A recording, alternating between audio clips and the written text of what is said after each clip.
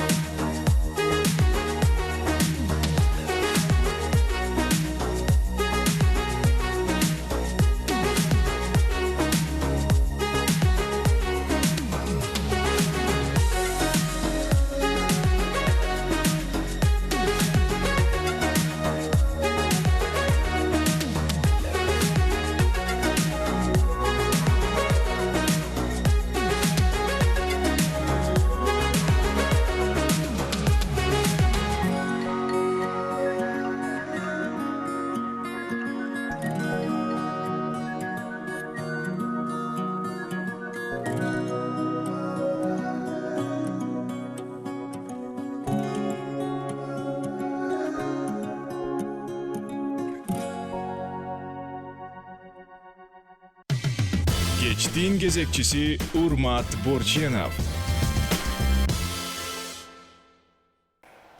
Бүгүнкү темабыз заманбап ишкерлер, каатчылык, кымбатчылык менен кантип күрөшүп атат.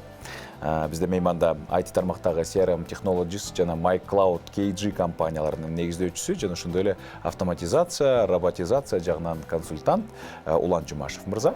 Кош келипсиз. Саламатсыздар. Сүйүктүү көрөрмандар, сиздер дагы биздин талкууга маегибизге катышсаңыздар болот. Ал үчүн 0708 996 996 WhatsApp жана Telegram аркылуу кат жазып койсоңуздар, же сурооңуздар жазып койсоңуздар, албетте биз өз дарегине жеткиргенге аракет кылабыз. Улан мырза, Акыркы биз жолуккандан бери билбейм, 5 жыл өтүп кетти болуш керек. Анда жаңыдан ошол компанияңызды өнүктүрүп, катуу киришип иштеп баштадыңыз эле. Азыркы учурда кардарлар көбөйдүбү, CRM технологияларды канчалык кыргызстандыктар колдонуп атышат? Туура, ошо биз акыркы жолуккандан бери 2014-жыл беле. Мен чын айтканда компания 10 жыл болуп калды иштеп атканына, CRM Technologies деген компания.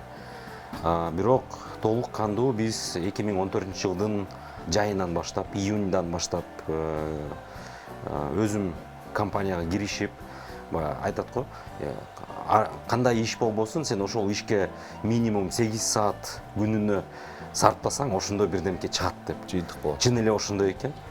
Анткени буга чейин компания негизи жашап жүргөн, компанияда 1-2 адис бар болчу, мен өзүм анан 1-2 кардар, бирок чын айтканда өнүгүү деле жок болчу. Ошо 1-2 кардардан түшкөн кирешеси менен эле компания жашап турду, бирок прибыльди айтпай эле коеюн. Ошон үчүн ошо 2014-төн баштап өнүгүп баштадык. Казакстан техникалык адистерди алып, программисттерди ишке алып, азыр болсо ошо 14-жылдан баштап ошодон отчет санасак болот да, чынындачы. Чын эле жакшы эле убакыт өтүп кетиптир. Анан ошо кыйын татаал 2020-жылда өттү. Көптөгөн мындай орусча айткандай, же англисче окуп, инсайттарды да көрдүк, жаңы бир тармактарды да өзүбүзгө ачып баштадык ошол убакта. Негизи кардарлар да көп азыр. Негизи бул компания эки бизнесте.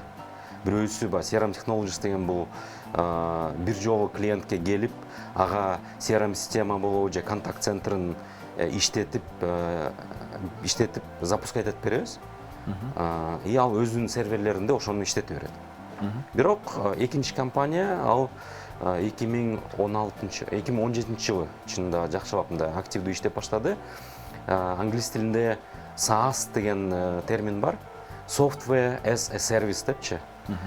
Бул деген биз эле көп программаларды колдонобуз да, өзүбүздүн жумушубузда, өзүбүздүн жеке жашообузда. Бизнес деле ошондой. Бизнестин да өзүнүн, мисалы, ар кайсы адамда азыр Инстаграмы бар, Фейсбуку бар, как приложение катары өзүнүн телефонунда колдонот. Анан мүмкүн кандай башка бир программаларды колдонот да. Бизнесте деле ошол. Бирок биз ошо компаниянын ачылышы MyCloud KG деген кээ бир компанияларга мисалы келип $5,000, $10,000 ошо биздин программный обеспеченияга төлөп, кызматтарыбызга төлөп, ошол кымбатта негизичи. Аны өзүнө орточо же чоң компаниялар эле өзүнө сатып алышат. Ошон үчүн биз ошондой ситуацияны көргөндөн кийин, биздин кандай десем, негизи бир основной продукттарыбыз бар да. IT продукт деп коет. Негизи программный обеспечение, эми мындай просторечиде software, да.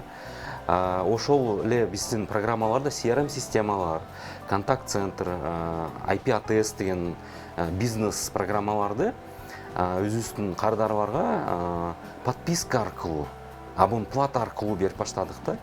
Мисалы, урмат, силерди алсак, силерде өзүңөрдүн бир чакан бир бизнесиңер бар деп коелук.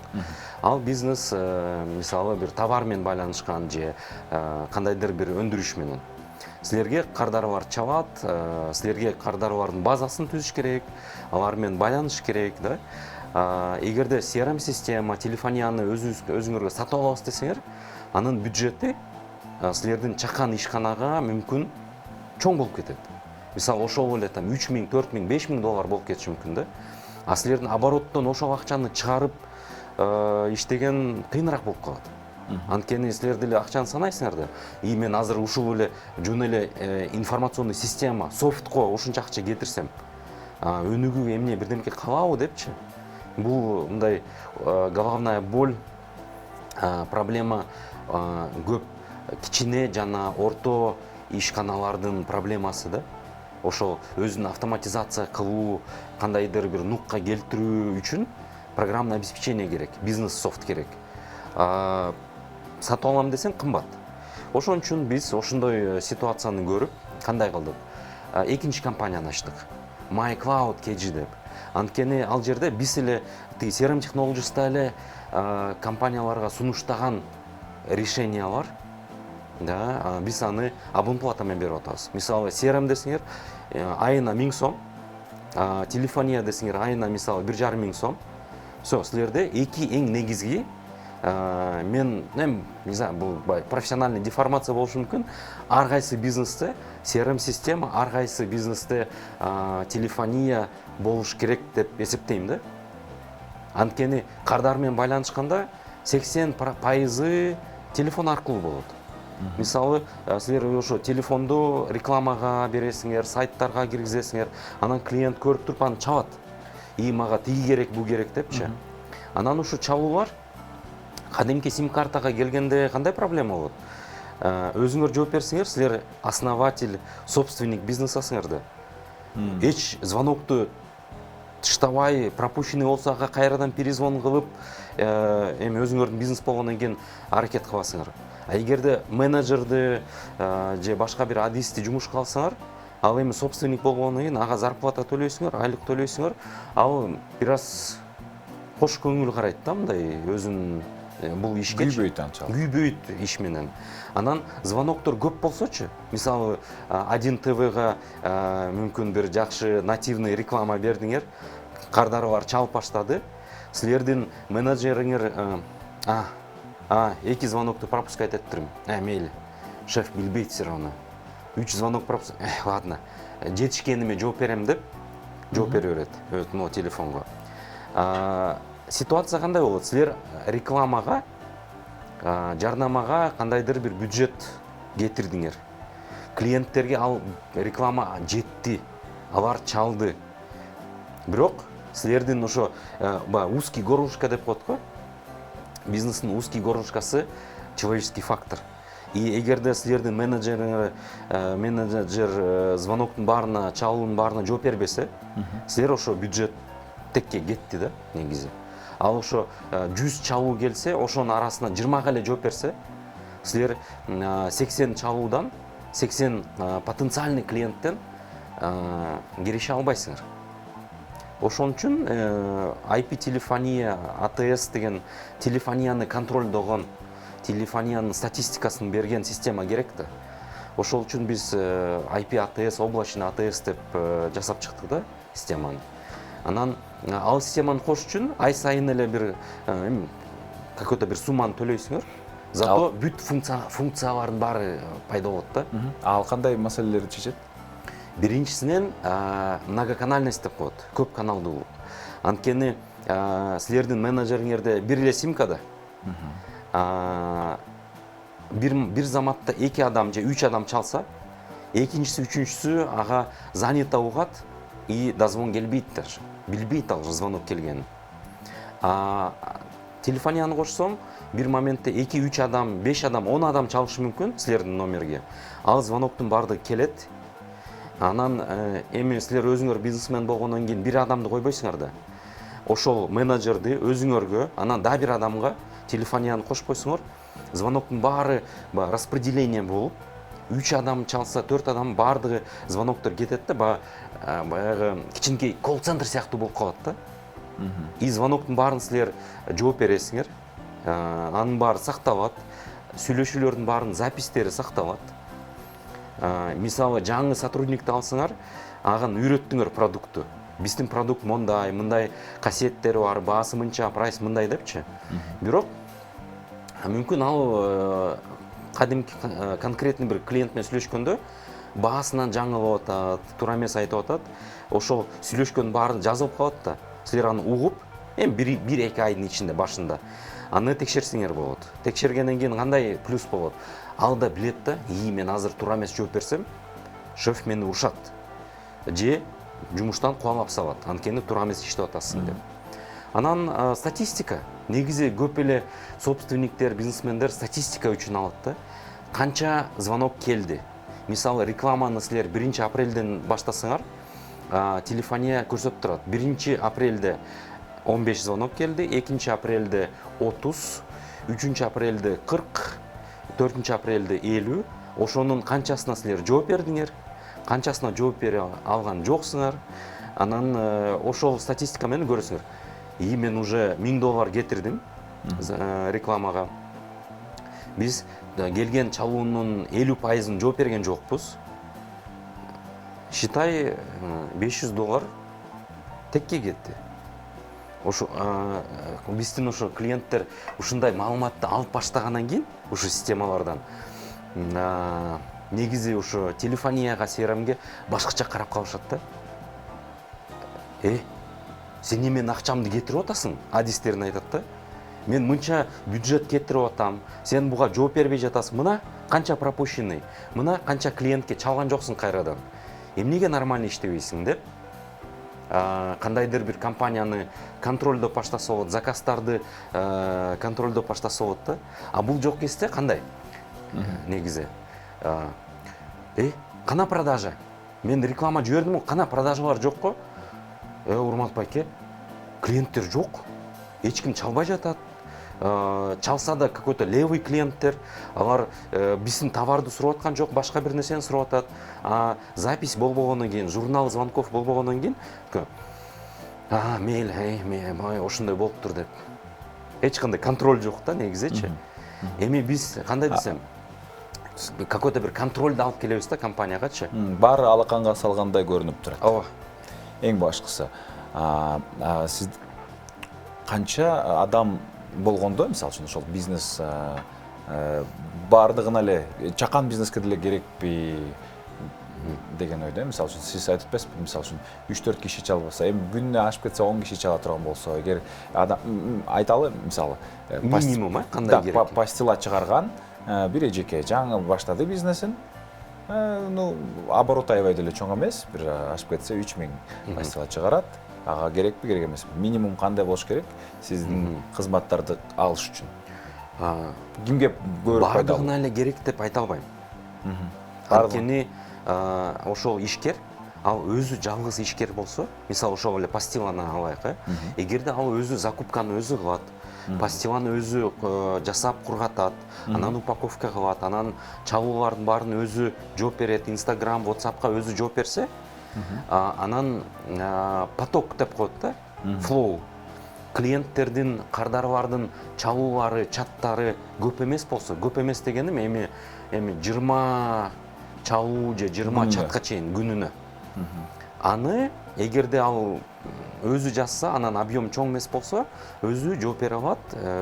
Кандайдыр бир информационный система, мен оюмча, аштык болот. Анча керек жок.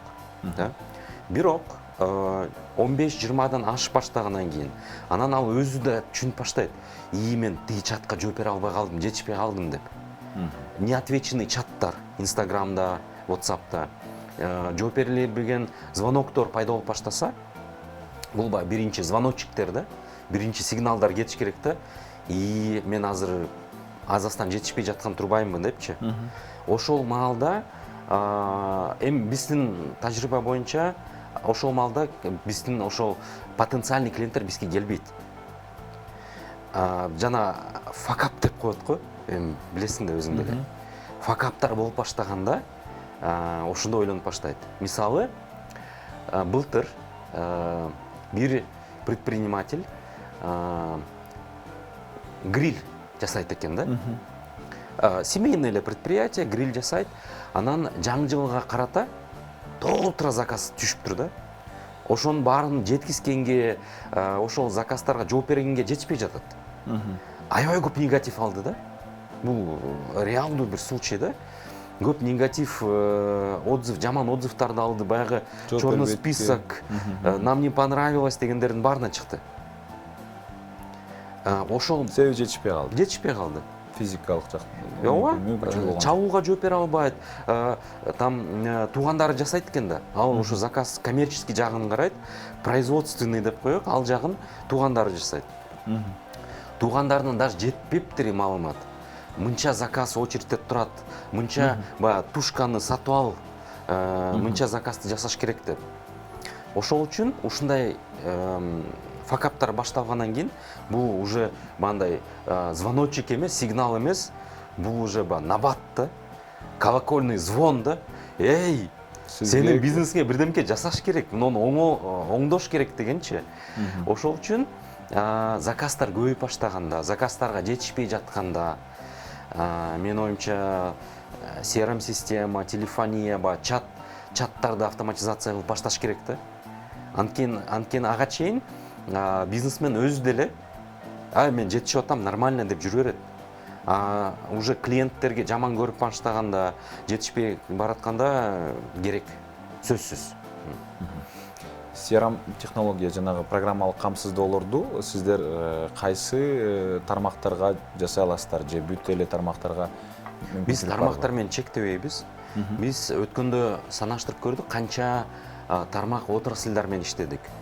Аларды мында айтып баштасам, заводдор, фабрикалар, банк, страховой компаниялар, туризм, логистика, IT компаниялар, кызмат көрсөткөндөр. Анан окутуу тармагы. Кафе, ресторандар барбы? Кафе, ресторандар да бар. Себеби мен көчө күнү эле ушундай окуя болуп калды да, кофейняга кирсем, биз 12 000 сомго чек чыкты. Менюну атайын россиялык программалык камсыздоо колдончубуз. 12 000 сом айына бизге кымбат түштү, ошондуктан биз азыр жергиликтүү бир компания менен иштешип атабыз. Айына 3 000 сом экен да, ошол эле программа. Мен ойлоп койдум, биз тикилердики арзан түшөт негизи. Арзан түшөт. Анан аны оңдоп да турса болот. Анан жакындагы техподдержкасы да. Техподдержкасы. Негизи мен Кыргызстандагы биздин IT компания, IT бизнесмендерге кандай десем, горжусь да. Негизи аябай жакшы продукттарды чыгарышат. Мисалы, Харека сферасында, ошо кафе, ресторан жактарында бизде, по-моему, 3-4 компания бар. Өзүнүн продукттарын көп кафелерге таратып, ошол эле ай сайын мынча сомдон төлөйсүң деп ар кайсы точкага ошолорду иштетип, көп компаниялар өзүнүн бюджетин деле азайтты. Чет өлкөлүк софттор менен колдонбойчу. Эми функция жагынан, конечно, биздин компанияларга дагы көп развитие кылыш керек да, жаңы функцияларды кошуп, мобильный приложенияларын жасап чыгып, мисалычы.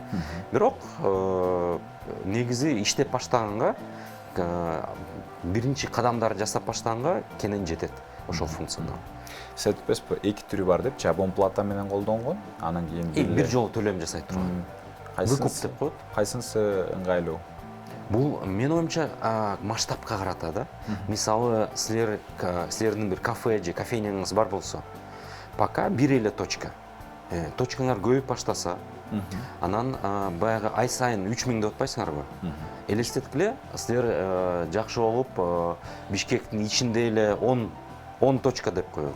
Анан Оштон ачтыңар, да 5те. Жалал-Абадтан экөө-үчөө, Караколдон, силердин масштаб көбөйүп баштаганда элестеткиле, ай сайын ар кайсы точка 3 000ден төлөсүңөр, 10 точкаңар 30 000 эле болуп кетип атат. Анан берде ROI деп коет да, возврат инвестиций деп коет.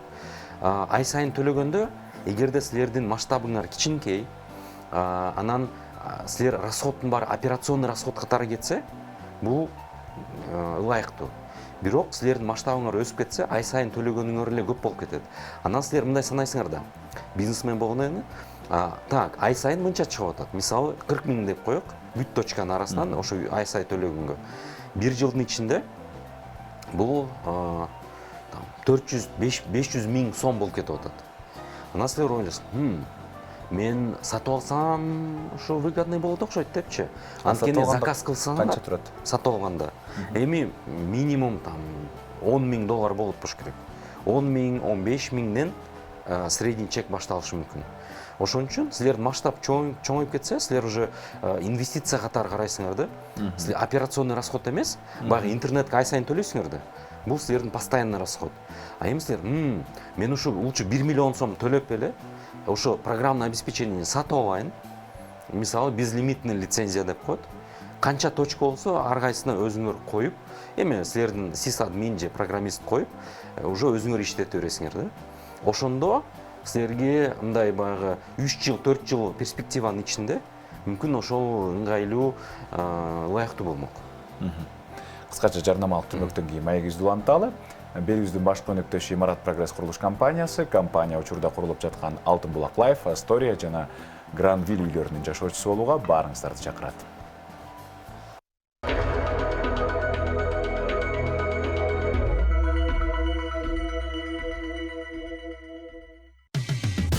Кечтин кезекчиси Урмат Борченов. Берүүбүздү улантабыз. Бүгүнкү биздин темабыз заманбап ишкерлер. Заманбап ишкерлер каатчылык менен кантип күрөшүп атат? Мына ошол багытта бир аз дагы сөз кылалы. Бүгүн бизде мейманда IT тармактагы CRM Technologies жана ошондой эле My Cloud KG компанияларынын негиздөөчүсү жана ошондой эле роботизация, автоматизация жагынан консультант Улан Жумашев. Кризисте азыр баарыбыз эле кризис деп атабыз. Кризисте канчалык жардам берет CRM технологиялар? Системалар, негизи. Биз негизи ошо 20-жылы канча 4 айдай жесткий локдаун болуп, көбү үйдөн иштешти да. Офиске көбүнчө барган жокпуз. Мен ушул кейсти биринчи сиздерде көбөйдүбү же азайдыбы бул эме 2020-жылы? Кардарлардын саны Жумуш сиздердики кандай болду? Чын айтканда бизде жумуш азайган жок. Анткени 20-жылы ошо марттан баштап эле башка түрдөгү клиенттер келип баштады да. Мисалы, улан бизге телефония керек. Анткени биз үйдөн иштеп атабыз. Үйдө иштегенден кийин биздин основной рекламный номерлерден ар кайсы адистин үйүнө келиш керек, өзүнүн телефонуна. Ошол жактан жооп бериш керек. Ага чейин офистен эле жооп берчү. Ошондой кардар бар. Экинчиси CRM система керек деп. Анткени эми бизде бир аябай мощный супер софт бар да, билесиңер да, WhatsApp деген. WhatsApp группа дегенчи. Көп компанияларда бүт адистердин бардыгы WhatsApp группада турат. 2-3 группа түзүп коюшат. Бухгалтерия, клиенттер деп, дагы бирден производство депчи. Анан ошо группанын ичинде ар кандай отделдеги кардар эмес, адистер отурушат да. Ошо локдаун, удаленка кезинде чаттар менен, чат негизи бул жакшы нерсе. Коммуникация, оперативный коммуникацияга жакшы да. Бирок элестеткиле, ар ким үйүндө отурат, үйүнөн иштеп атат. Мисалы биз экөөбүз бир отделдин адистери болсок, мен өзүм ишимди жасап атам, силер өзүңөрдүн же өзүңөрдүн кардары менен иштеп атасыңар. Анан шеф келип эле айтат да: "Урмат, баягы клиент не болду?" Иштеп атабыз, тинтип атабыз. Мага келип: "Улан, сеники не болду?" Азыр минтик, тигинтик, буну жасадык депчи. Үйдө ар ким үйдө отуруп калганда чатка жөнөтөт, чаттан унутуп кетет. Анан чаттан издеш керек. Суроо берсе ошого жооп берип, анан жөн эле жооп берип койсоңор болот. Анан дагы бир мындай көпчүлүк жаман көрөт ошону. Голосовой сообщение деген бале бар да. Бирөө жазат: "Аля деп 1 минут, 2 минут, 3 минут." Анан сен аны угуп бүткүчө, отчетту угуп бүткүчө убакыт көп кетип калат да. Ошон үчүн чаттар көп жардам бербейт мындай удаленкада болгондочу.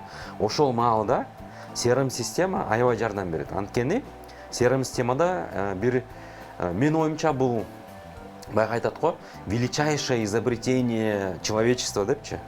Календарь бар да. Календарь. Бир айдын ичиндеги календарь, бир жуманын ичиндеги календарь, бир күндүн ичиндеги календарь. Ошол календарда ар кайсы адис өзүнүн иштерин, задачаларын киргизип койсо болот да. И анын шефтери, босстору көрүп турат да. Мисалы, Урматтын календари деп басса, Урматтын бүгүнкү күнү кайсы задачалар, кайсы клиент менен иштеп атканын көрөт. Бир жуманын ичинде, ушу жуманын ичинде эртең ким менен жолугат. Бүгүн Улан Жумашев менен иш күндүн кечи саат 16-да жолугат деп көрүнүп турат. Урмат бүгүн мондай иштер жасайт экен деп көрүнүп турат. Ар кайсы адис өзүнүн жумушу боюнча ошо календарда отчет берип тура алат да. Эми отчет баягы чатка жазмай эмес, эч кимге жазышы керек жок. Мен мисалы азыр менде бул мен CRM-имде биздин ушул маек встреча катары киргизилген да. Менин коллегаларым менин календарима кирип көрөт. Улан 1 ТВга кеткен турбайбы деп. Всё, мени эч ким беспокоить этпейт, чалбайт, жазбайт. Анткени билет, улан встречада аны беспокоить этпеш керек деп. Бирок, эгерде бирөө суранса, мен да улан менен жолугушайын дедим эле деп. менин ушу календарыма эле башка сотрудник дагы бир встречаны коюп коет. Мисалы 17:00 5ке. 5тен 6га чейин. Мага бияка телефонго уведомление келет CRM-ден. Вам назначена новая встреча с тем-то деп. Ошон үчүн локдаун кезинде же удаленка кезинде CRM-дин эң жакшы сапаттары көрүнүп баштайт да. Анткени ар кайсы адистин эмне кылып атканы, кайсы кардар менен иштеп атат, анын задачалары барбы жокпу? Же бул имитация бурной деятельности жасап атабы деп ошону көрсө болот да. И управление да жакшы болуп калат. Анткени ар ким үйүндө болгондон кийин ар кимге биз мисалы баягы локдаун болгондо эртең менен саат 9:30 общий планерка жасайбыз. Ар кимге ссылка жөнөтөбүз, видео связьтыкын. Биз Google Meet дегенди колдонобуз да, Google'дун көп сервисин колдонобуз да компанияда. 9:30 баардыгы совещанияга келип баштайт. Анан кадимкидей эле, так, с чего начнем? Сегодня повестка такая деп, ар кайсы сотрудниктер өзүнүн отчетун берет. Мен бүгүн буну жасайм, бүгүн мындай встречалар болот деп, онлайн встреча бар. Да, кардар менен де онлайн встреча и CRM-ден баары көрүнүп турат. Ушул CRM-дин касиети мен оюмча аябай көп жардам берди өзүбүзгө биринчисинен. Анан биздин кайсы кардарлар CRM-ди колдонсо, алар онлайн иштегенде аябай оңой өттү да. CRM-и жоктор чын айтканда бардак да, бардак. Баягы WhatsApp чаттардын баары толуу информация менен. Аны өзүң башыңда аны сактаганда кыйын. Издеш керек, табыш керек, чатка кайрадан жазасың. Эй, тиги эмне болуп атат, бул эмне болуп атат? Эми хаос да, хаос. Ошон үчүн CRM любой эле организация эми бир ишкер, жеке ишкер эмес, 2, 3, 4, 5, 10, 20, 100 адам иштесе, CRM ошонун баарын бир какой-то системага келтиргенге аябай жардам берет да. Ар кимдин өзүнүн иши бар, өзүнүн календари бар, ким эмне кылып атат, отчеттору, мисалы могу встреча болсо, мен офиске келгенде CRM-ге эмне кылам? Открыть встречу, завести протокол встречи. И мен жазам. Эфир прошел хорошо, обсудили такие-то вопросы, там то-то, то-то. И какие-то последующие действия керек болсо, ошол жака киргизип коем.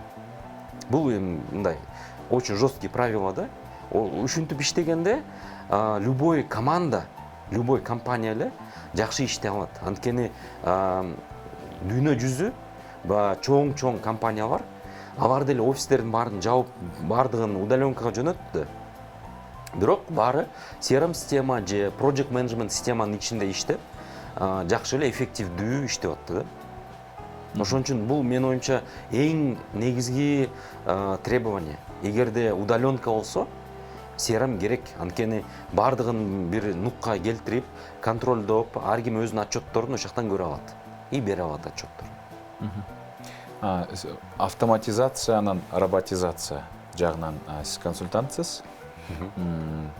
Кайсы тармактарга бизге көбүрөөк керек деп ойлойсуз? Кайсы тармактарга актуалдуу? Менин оюмча адамдын любой эле бир тармагына керек, иш алып бара турган тармактарында. Анткени мамлекеттик башкаруу жагын алайык. Сельское хозяйство, коммерция, электронная коммерция, производство болбосун, окуу тармагы, любой жакта эле автоматизация керек. Бирок бул жерде бир чоң суроо бар. Кайсы уровендеги автоматизация и кандай средствалар менен, кандай инструменттер менен. Анткени бир чоң организацияны алайык. Алар жанагы дүйнө жүзү мындай гиганттар бар да, автоматизациянын гиганттары. Мисалы SAP же SAP деп коет. Да?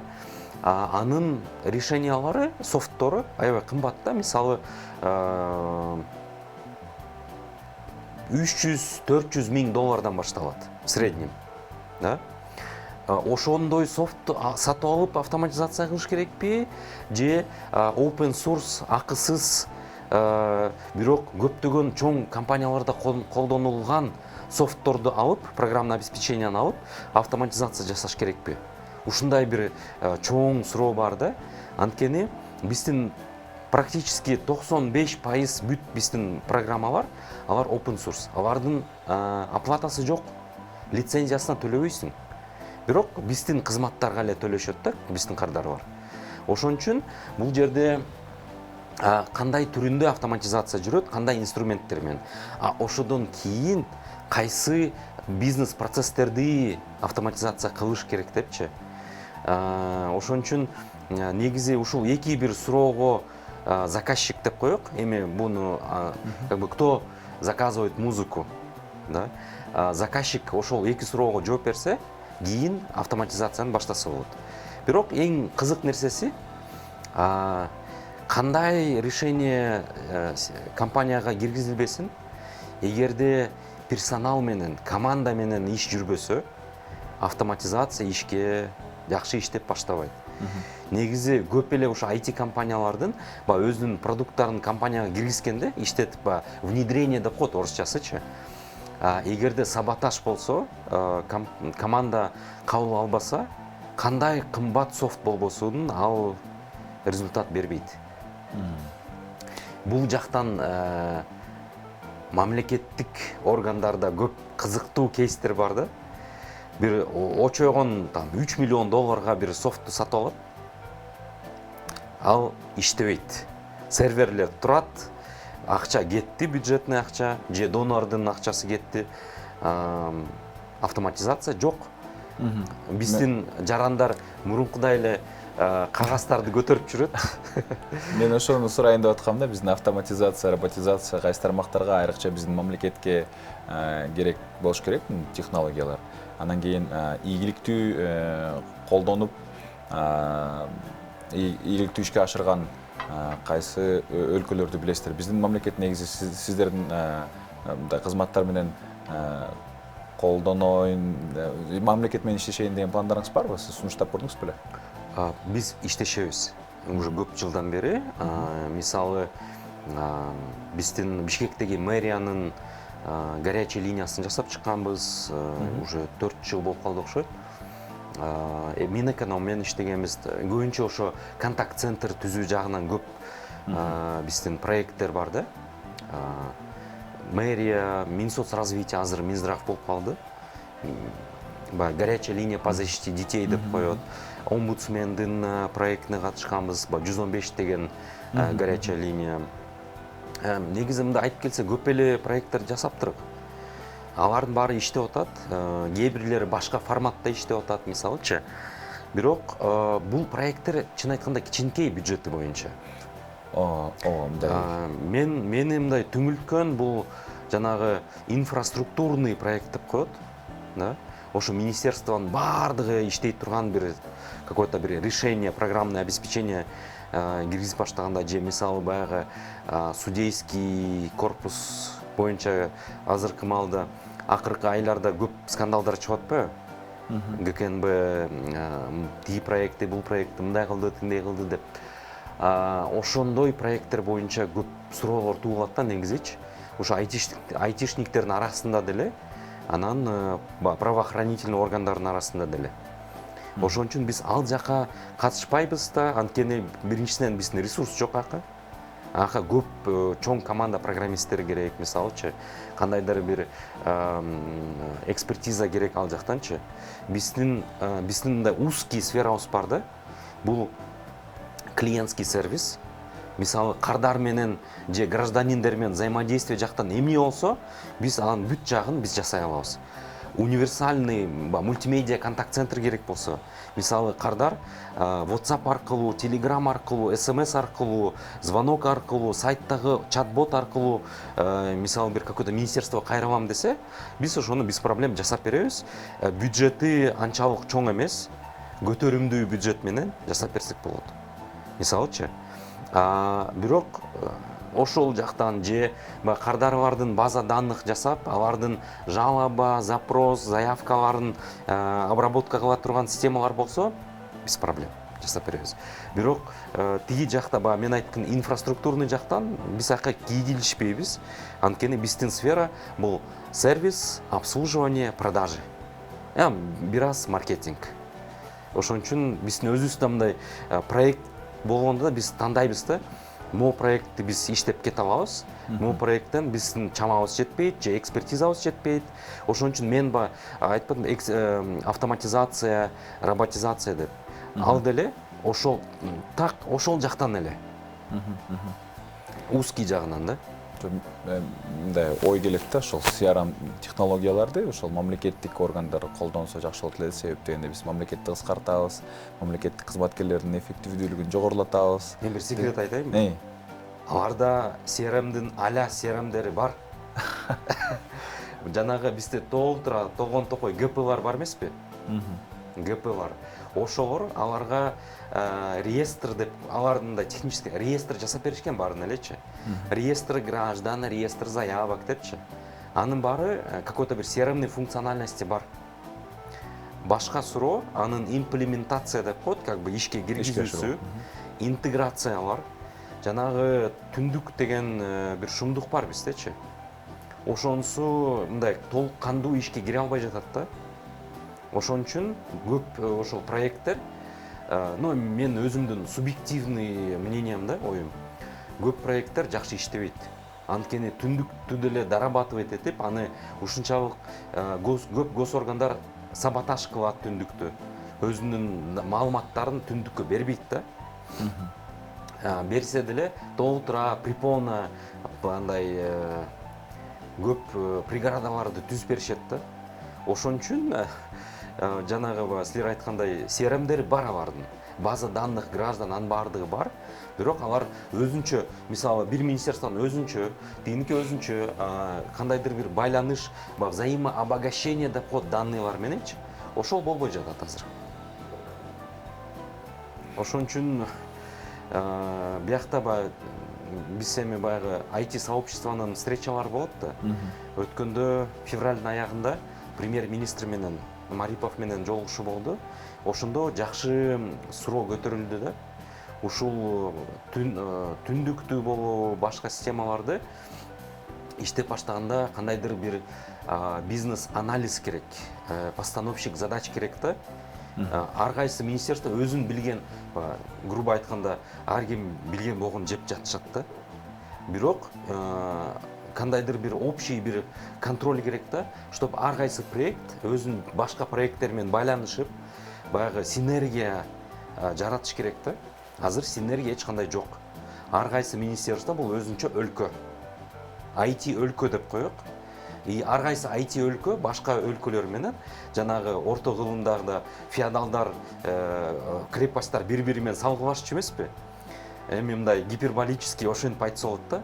Ар кайсы министерство башкалар менен в штыки воспринимать этип иштешкиси келбейт, коммуникация кылгычысы келбейт. Именно данный жактан, информация жагынан.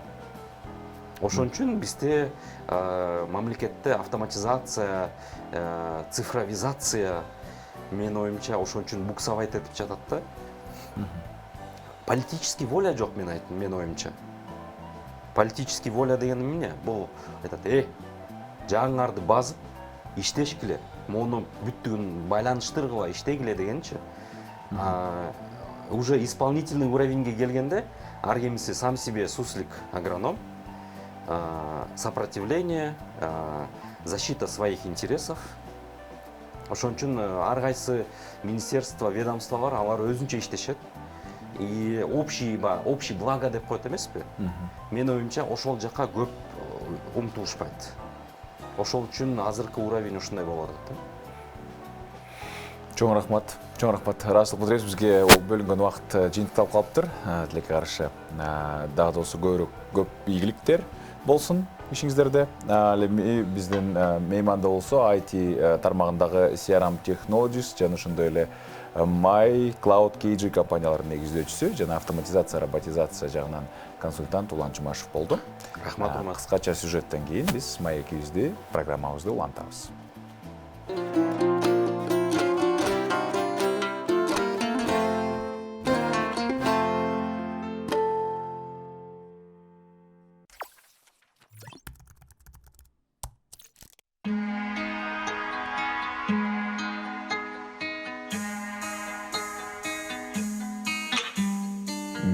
1970 марихуана АКШда биринчи тизмеге киргизилген. Бул зат таптакыр мыйзамсыз экендигин жана медициналык максаттарда колдонууга болбой тургандыгын билдирет. Ондогон жылдар бою бул көз караш өсүмдүктүн механизмдерин жана таасирин изилдөөгө тоскоол болуп келген. Бүгүнкү күндө марихуананын терапиялык артыкчылыктары кеңири таанылып, кээ бир өлкөлөрдө медициналык колдонууну мыйзамдаштырышкан. Бирок марихуананын медициналык баалуулугун уламдан улам таануу, марихуананы колдонуу мээңизге зыянбы деген суроого жооп бербейт. Марихуана мээде жана денеде табылган каннабиноиддик кабылдагычтарга таасир этет. Дене тарабынан өндүрүлгөн эндоканнабиноид деп аталган молекулалары дагы кабылдагычтарга таасир этет. Каннабиноид системасы толук изилдене элек, бирок анын функцияларын түшүнүү үчүн ачкыч берген бир өзгөчөлүгү бар. Көпчүлүк нейротрансмиттерler сигналды берүү үчүн бир нейрондон экинчисине синапс аркылуу өтүшөт. Ал эми эндоканнабиноиддер тескери багытта жылышат. Сигнал бир нейрондон экинчи нейронго өткөндө кабыл алуучу нейрон эндоканнабиноиддерди бөлүп чыгарат. Ал жөнөтүүчү нейронго таасир этүү үчүн тескерисинче кыймылдап, кабыл алуучу нейрондон сигнал алат. Ошондуктан окумуштуулар эндоканнабиноид системасы негизинен сигналдардын башка түрлөрүн модуляциялоо үчүн кызмат кылат деп болжомолдошот. Кээ бирлерин күчөтүп, кээ бирлерин төмөндөтөт. Эндоканнабиноиддин сигналы нейрон сигналдарынын ылдамдыгын жайлатат. Бирок бул сөзсүз түрдө адамдын жүрүм-турумун же кабылдоосун жайлатат дегенди билдирбейт. Мисалы, жит органын сезимин баскан сигналдын басаңдашы житти кабылдоону күчөтөт. Марихуана эки негизги активдүү кошулмаларды камтыйт: тетрагидроканнабинол же ТНС жана каннабидиол же КБР.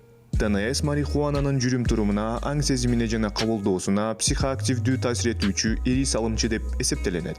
ТНС марихуананын жүрүм-турумуна, аң сезимине жана кабылдоосуна психоактивдүү таасир этүүчү ири салымчы деп эсептелинет. КБР психикалык эмес таасирлерге жооп берет. Эндоканнабиноиддер сыяктуу эле, ТНС каннабиноиддик рецепторлорго туташуу менен сигнал берүүнү жайлатат. ТНС чоң диффузиялык тутум боюнча рецепторлор менен байланышат. Ал эми эндоканнабиноиддер белгилүү бир стимулга жооп катары белгилүү бир жерде чыгарылат. Бул таасир каннабиноид системасы башка көптөгөн системаларга таасир экендиги менен жеке мээ химиясы, генетика жана мурунку турмуштук тажрыйбалар баңгизаттын кандайча кабылдарын аныктайт. Бул башка дары-дармектерге караганда марихуана менен иштейт. Ошентип зыяндуу таасирлер адамдарда ар кандай болот. Жана марихуананын кандай зыяндуу таасирлери бар экендигин так билбесек дагы алардын пайда болушу боюнча тобокелдик факторлору бар. Эң ачык тобокелдик фактору бул курак. 25 жашка чейинки адамдарда каннабиноиддик рецепторлор улгайган адамдарга караганда ак заттарда көбүрөөк топтолгон. Ак зат окуу, эс тутум жана эмоция процесстерине катышат. Марихуананы көп колдонуу ак заттын өнүгүшүн бузуп, мээнин жаңы байланыш түзүшүнө таасирин тийгизиши мүмкүн. Ал окуу жана чечим кабыл алуу жөндөмүнө доо кетириши мүмкүн. Бул зыян канчалык деңгээлде олуттуу жана калыбына келтирилиши мүмкүн экени азырынча белгисиз. Адам канчалык жаш болсо, терс таасирдин коркунучу ошончолук жогору болот. Мисалы, 15 жаштагы өспүрүм үчүн 22 жаштагыга караганда марихуананы колдонуу кыйла коркунучтуу. Марихуана галлюцинацияга же параноиддик элеске алып келиши мүмкүн. Бул марихуанадан улам пайда болгон психоздун белгилери. Булар адатта дары токтотулганда чечилет. Бирок сейрек учурларда туруктуу психоз сакталат. Шизофрения сыяктуу психикалык оорулар үй бүлөдө бар болсо, бул таасир этүүчү бир фактору болуп эсептелинет. Марихуанага байланыштуу психоз көбүнчө жаштар арасында кездешет. Психопатологиялык шарттар адатта ар кандай куракта байкаларын белгилей кетүү керек. Марихуана психикалык бузулуунун катализатору болуп саналабы? Же марихуана адамдагы болгон абалды жөн гана бошотобу? Азыркы учурга чейин белгисиз бойдон калууда. Кыязы бул жеке процесс. Ар кандай куракта башка көптөгөн белгилер сыяктуу эле мээ жана денедеги марихуананы кайра-кайра колдонгондон кийин сезгичтиги төмөндөйт. Демек, ошол эле натыйжага жетишүү үчүн дозаны көбөйтүү керек. Бактыга жараша көптөгөн башка баңгилерден айырмаланып, өлүмгө алып келүүчү марихуананын ашыкча дозасын алуу коркунучу жок. Ал тургай узак мөөнөттүү колдонуу оор же өмүргө коркунуч туудурган белгилерди алып келбейт. Бирок уйкунун бузулушу, кыжырдануу жана депрессиялык маана сыяктуу башка терс белгилер бар. Алар колдонууну токтоткондон кийин бир нече жуманын ичинде басаңдайт. Ошентип марихуана мээге зыянбы? Бул ар бир адамга байланыштуу. Кээ бир тобокелдик факторлорун табуу оңой болсо, башкалары так далилдене элек. Бул кандайдыр бир белгилүү тобокелдик тобуна кирбесеңиз дагы марихуананын терс кесепеттерге алып келүү мүмкүнчүлүгү бар экендигин билдирет.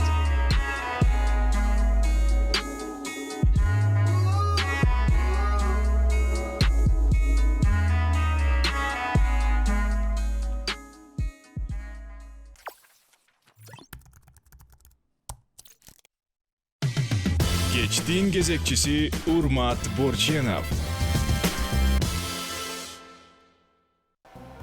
Биздин студиябызда заманбап ишкерлер, алар менен тааныштырып өтөлү. Улут мобилдик тиркемесинин негиздөөчүсү Өмүрбек Андарбеков жана ошондой эле Намба маркеттин менеджери Чыңгызхан Гадитегин. Кош келипсиздер. Абдан кубанычтабыз. Улут мобилдик тиркемеси тууралуу айтып өтсөңүздөр. Сиз кантип бул тармакка келип калдыңыз? Анан Өзү сиз билгендей мен чыгармачылык жаатта жүрүп, андан тышкары ошо бизнес чөйрөсүндө жүрүп, кантип мен өзүмдүн ичимде бүт кыялдарды орундата алам, кантип ошону ишке ашыра алам дегенде бир ой келди эле, бийликке барып депутат боло калып, же маданият министрине барып кызматкер болуп иштеп, анан ошонун ичинен ушу жумушту кылыш керек депчи. Өзүм кыялдарымды орундатыш керек деп. Бирок өзүңүздөр байкагандай, саясаттык талаа бизде стабилдүү эмес. Анан кийин ал жактан көп оюмду ишке ашыруу өтө оор экен. Анан ошого өзүмдүн мүмкүнчүлүгүм менен кандай жол менен элге пайдамды келтире алам жана өзүмдүн кыялдарымды орундатам деген маселе келгенде, бүгүнкү күнү өзүңүз байкагандай бүттүк жаштар болсун, карылар болсун, баардыгы социалдык тармактар менен гана колдонуп, баардыгы интернет менен жашап калышты. Анан кантип биз ар бир адамга бүгүн пайда келтире алабыз дегенде, бүгүнкү күнү Кыргызстанда мисалы интернет колдонуучулардын 95% мобилдик телефондор аркылуу киришет экен интернетке. Анын ичинен 74% жалаң кыргыз тилдүүлөр экен.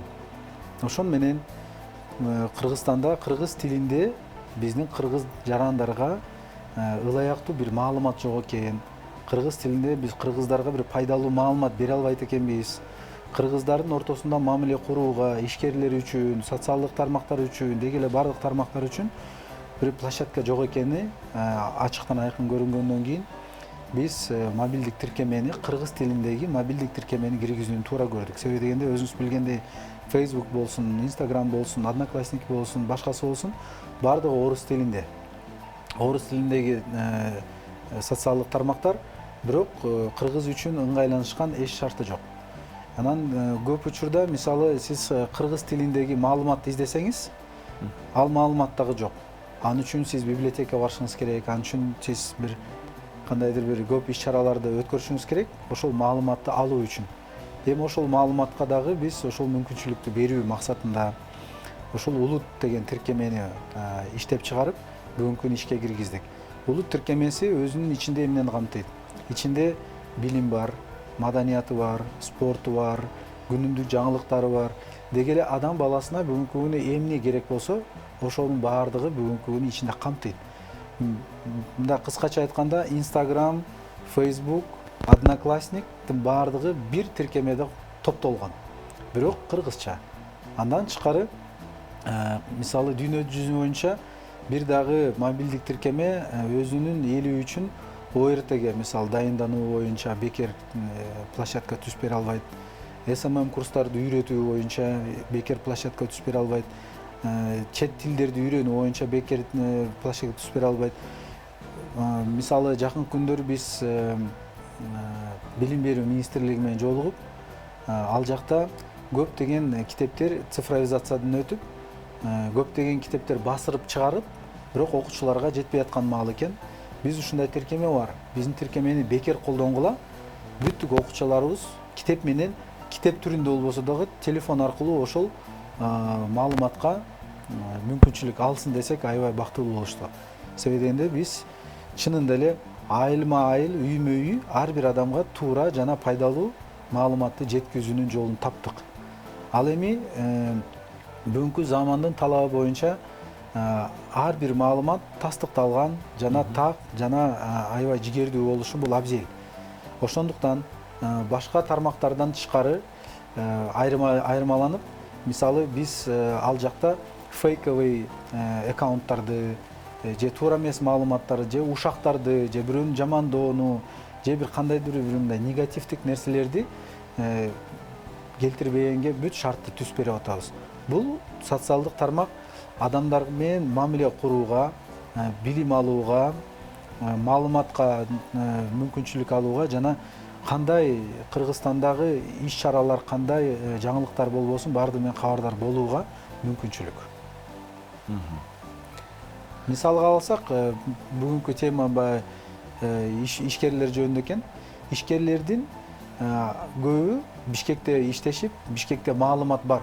Орусча болобу, англисче болобу, ошол маалыматтан алып, өзлөрүнүн тажрыйбасын өнүктүрүп, өзлөрүнүн билимин өрчүтүп атат. Ал эми биздин региондогу канча ишкерлерибиз бар? Кыргызстан боюнча бүттүк жумуштун баарын кылгандын баары бул региондор. Бирок ошол региондогу ишкерлерге дагы билим алууга эч кандай шарт түзүлгөн эмес. Ошол билим алуу биз аркылуу болот.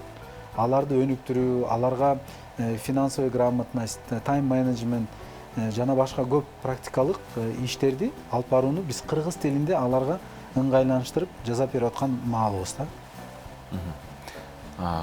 Кандай максаттарды көздөйт, кандай маселелерди чечет, бир аздан кийин кеп кылалы. Эң биринчиси моюнга алыш керек, кыргыз тили бүгүнкү күнү орусча айтканда модный болбой калды да. Кыргыз тилин өнүктүрүү бул эң биринчи биздин максат.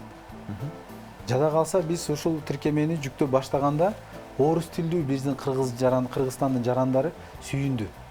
Наконец-то у вас появилась площадка, где мы можем получать информацию на кыргызском языке дейт да. Кыргызча үйрөнөлү дейт, бирок жок дейт. Каяктан алалы, эмне кылалы деген маалымат жок эле. Эми кыргыз тилди үйрөнсөк болот экен дейт. Биз кыргыз тилин бүгүнкү күнү бийик деңгээлге көтөрүп, өз маданиятыбызды, өзүбүздүн руханий байлыктарыбызды алдыга чыгарып көрсөтүш керек. Алыс кетпей эле, мисалы биздин тиркемеде спорт бөлүмү да бар. Мен өзүм мурун күрөшкө катышып жүргөндүктөн көп ошо күрөшчү биздин чемпиондор менен мамиле куруп алакабыз бар. Бирок ал жигиттерди көчөдөн көргөндө эч ким тааныбайт, сүзүп өтүп кетет, алар жөнүндө маалымат жок. Деги эле бүгүнкү күнү аларды бир чемпион болгондон кийин эле жаңылыктан көрбөсө, алар жөнүндө бир блог жүргүзүп, аларды бир элге мындай элдин намысын ойгото турган бир жакшы бир аянтча жок да. Улут кыргыз улуттугун көтөрө турган тиркеме. Себеби дегенде ал жакта кыргыз тилин өнүктүрүү биринчи максат болсо, кыргыз маданиятын өркүндөтүү экинчи максат болсо, кыргыздын идеологиялык руханиятын бийик деңгээлге көтөрүү бул эң башкы биздин максат. Улут тууралуу дагы көптөгөн суроолор бар. Аны бир аздан кийин берели. Азыр болсо Чыңгызханга кеп кезегин узаталы. Намба маркет калктын кандай көйгөйлөрүн чечет, эмне иш аткарат? Эми баса айтып кеткенде, давайте мен башынан айтып берейин. Бул Намба маркет өзү негизи кайда пайда болду? Идея кайдан келип чыкты? Бул идеяны жакында билесиз, 1 жыл мурун ковид болгондо бул социалдык тармак аябай оор абалда калды. Көпчүлүк адамдар жанакы эле көчөгө чыгышка кичине тоскоолдук болгондуктан продукт питанияны, тамак аш азыктарын алышка кичине оорлошуп кеткендиги үчүн биз ойлонуп отуруп ушул жаңы проектини иштеп чыгышты. Кичине кечигип калдык, бирок проектини жакында баштадык. Бул азыркы күндө не только экономический жагынан караганда эмес, именно социалдык жактан дагы аябай жакшы проект болуп эсептелип жатат. Кандай көйгөйлөрдү чечет? Бул көйгөйлөрдү чечет, что адамдын бүгүнкү күндө ошол Байкем айтып кеткендей интернет менен колдонгон байланыштуу биздин карыларлар үйдө отуруп интернет аркылуу тамак аш азык түлүк продукт питаниянын үйүнө заказ кылып алса болот. Азык түлүк эле же дагы башка Азык түлүк товарлар? бүгүнкү күндө тамак ашты да кошконго аракет кылып жатабыз. Айрыкча биз азык түлүккө көңүл буруп атабыз бүгүнкү күндө. Магазинде эмне болсо ошонун баардыгын биздин складта бар. Бүгүнкү күндө ушул бир склад толугу менен иштеп жатат. Экинчи складты буюрса мына 2-3 күн ичинде буюрса ачып калабыз. Ачып калгандан кийин аны ишке салабыз. Бул азыркы замандын талабына жооп бере турган магазин болуп эсептелип жатат. Склад Нама маркет. Эмнегенде бүгүнкү күндө өзүңүздөр билесиздер, 21-кылымдын жаштары, муундары айрыкча убакыт эконом болуп жатат. Баарды иштешет. Ошого ыңгайлуу түрдө биз ушул проектни иштеп чыктык да. Өзү бул Намба маркет деген бул бир эле тармак. Мен дагы кичине толугураак маалымат берип коеюн. Мисалы улут тиркемеси дагы Намба маркет дагы бул Намба деген элдерге бүгүнкү күнү бул бренд аябай таанымал болуп калган брендтин алкагында түзүлгөн да. Бүгүнкү күнү Намбанын алкагында дагы аябай жакшы проекттер бар. Алардын бири Намба Профи делет, бирөөсү Намба One депчи. Ага чейин силер билген Намба Food, Намба Такси деген, Намба Бисмарт дегендер бар эле. Ошонун баардыгын кызматын элдер уже таанып билип калган. Бирок бүгүнкү күнү ушул эл үчүн, элдин ыңгайлыгы үчүн түзүлгөн ар тараптуу кызматтарды камтыган бүгүн чоң корпорация болду да. Анын бир тармагы мисалы Намба маркет айтып өткү, бул баягы азык-түлүк менен ар бир адамды камсыз кылуу. Бардыгы эле ойлошу мүмкүн да, мындай службалар көп болуп кетти депчи. Эмнеси менен айырмасы? Бунун айырмасы эгерде сиз биздеги баягы аттарын айтпай элемин, чоң маркеттерге барып, соода кылып, кайра ошонун баарын машинеңизге жүктөп же такси менен жүктөп келип үйгө алып келсеңиз, жол кереңизди коротосуз, убактыңызды коротосуз, анан кийин Намба маркетке караганда кымбатыраак сатып аласыз. Биз деген бул элдердин көйгөйүн көрүп, ушул ковид учурундагы ортодогу ортомчулукту азайттык. Биз түздөн түз продуктун чыгарган адамдар менен продуктуну колдонгон адамдардын ортосунда гана көпүрө болуп бердик. Бул эмнени айтат? Бул баанын төмөндүгү жана адамдардын убакыт жагынан жана каражат жагынан үнөмдөөсү. Сиз үйдө отуруп эле телефондон ар бир продукттун эмеси бар, тиркемеде аты жөнү бар, баасы бар. Басып гана коесуз, үйгө жарым сааттын ичинде алып келип берет. Жол киреси бекер, жеткирүүсү. Жана биздеги бүгүнкү күнү чоң магазиндердеги баалардын баасы төмөн. Бул сиз үчүн өтө ыңгайлуу жана жеңил.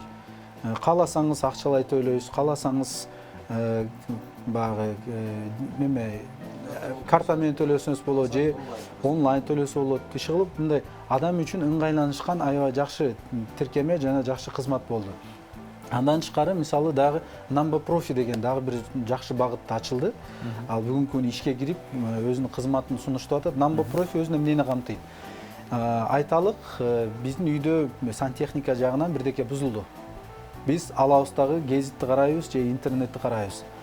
Караганда кайсыл адамга туш келериңди, ал өзүнүн жумушунун адистигин жакшы билеби, билбейби, анан көптөрү баягы телефон менен сүйлөшкөндө бир бааны айтат дагы, бирок келгенден кийин бунусун дагы кылдым, башкасын кылдым деп баасы өзгөрүп кетип, же болбосо бүгүнкү күнү сапаты жакшы жаза албай калса, эртеңки күнү аны табыш мүмкүн эмес.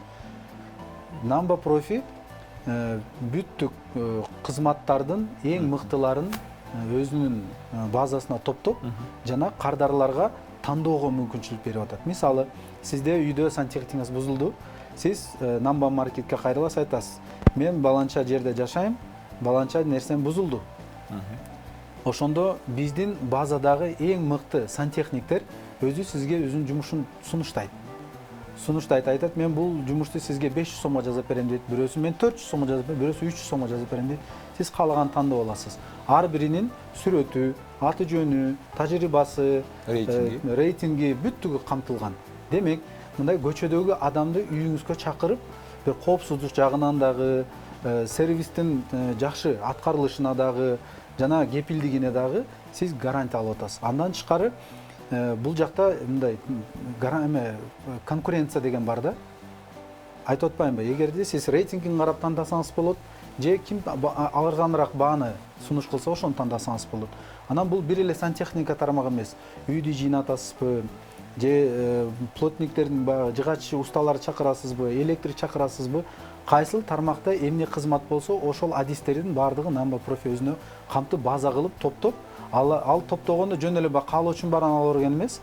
Тажрыйбасы бар, рекомендациясы бар, жана өзүнүн иштеп жүргөн бир 2 жылдык, 3 жылдык опыту бар адамдарды гана камтыган блог болот.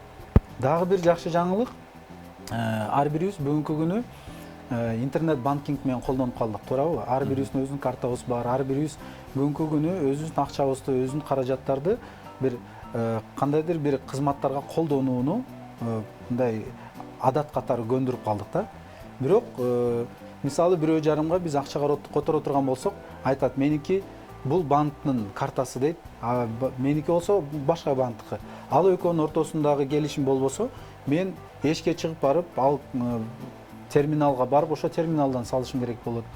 Же болбосо мен таксиге отурамын, башка кызмат аламбы?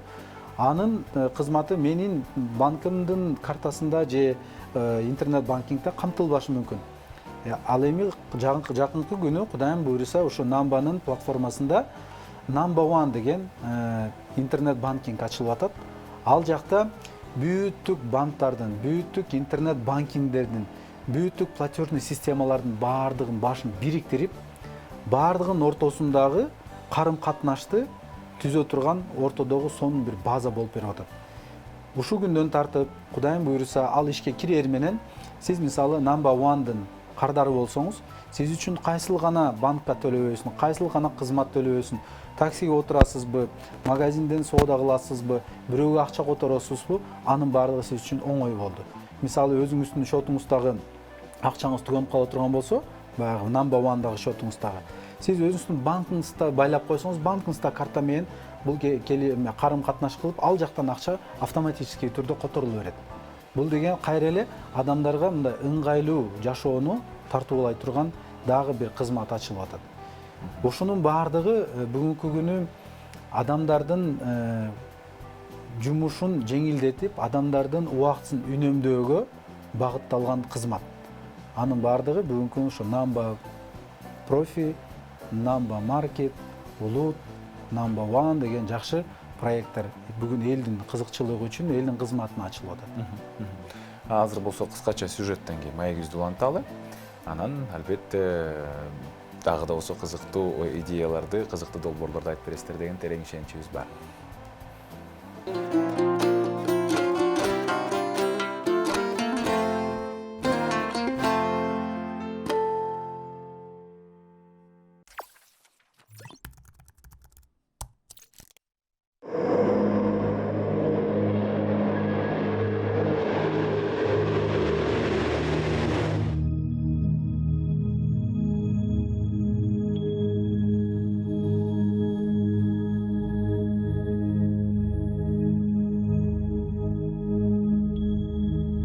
Сизди эмне шыктандырат?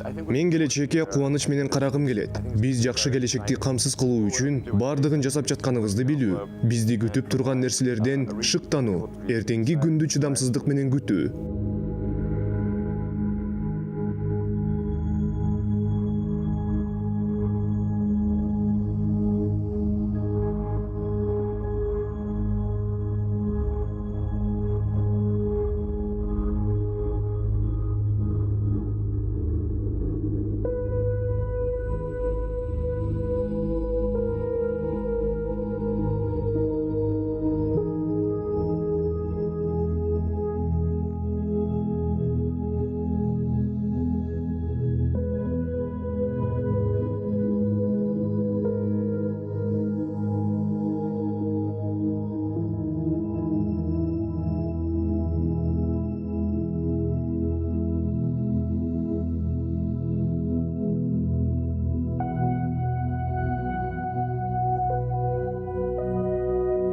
Сиз бул идея кээ бир америкалыктарга жакпай тургандыгын билесиз. Нил Армстронг менен Джин Сырман экөө тең коммерциялык космостук программаларга каршы болушкан. Сиз бул жөнүндө эмне деп ойлойсуз? Мен муну көргөндө капаландым. Анткени алар менин баатырларым. Эгер алар биздикине келип, биздин канчалык эмгектенип жатканыбызды көрүшсө, анда алардын ою өзгөрөт деп ойлойм. Сизди ушуга алар шыктандырды беле? Ооба. Алардын сиздин ишиңизди жактырбагандыгын билүү жагымсыз болсо керек. Бул абдан кыйын. Алар сизди колдойт деп күттүңүз беле? Мен албетте колдошот деп үмүттөнүп жүргөм. Эмнени далилдеңиз келип жатат? Мен жөн гана космостук учууларды каалаган адамдардын баарына жеткиликтүү кылуу үчүн аракет кылып жатам. Албетте, мен колдоону каалайм. SpaceX жана Tesla араң аман калган. Эгер дагы бир нерсе туура эмес болсо, анда эки компания тең жок болмок. 2008-жылы жашоомдогу эң оор тандоолордун бирине туш болдум. Менин болжол менен 30 же 40 миллион долларым калды. Ошондо компаниялардын бирине инвестициялоо мүмкүнчүлүгү бар болчу. Бирок экинчиси иштебей калышы мүмкүн болчу. Же акчаны экөөнө бөлүп, бирок экөө тең иштебей калышы мүмкүн болчу. Бир нерсеге ушунча убакыт жана күч жумшасаңыз, бул сиздин балаңызга окшош болуп калат. Балаңды таштай албайсың да. Экөөнүн ортосунан да кайсынысын сактап калуу керек экендигин чече албайсың. Мен жөн гана бул чечимди кабыл ала алган жокмун. Ошондуктан акчаны экөөнө тең бөлүштүрдүм. Бактыга жараша экөө тең аман калышты.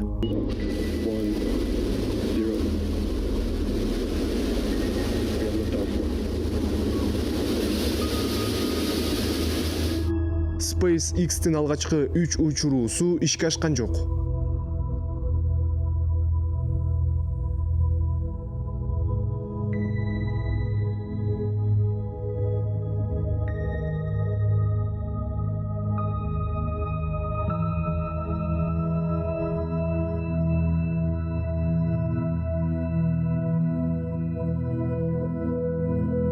Төртүнчү жолу учуруу үчүн жетиштүү жана запастык бөлүктөрдү алууга араң жетиштик. Эгер бул жолу да иштебесе, биздин компания иштебей калат эле. Биз көп ката кетирдик. Мен чындыгында SpaceX үчүн жакшы адистерди табууга аракет кылдым.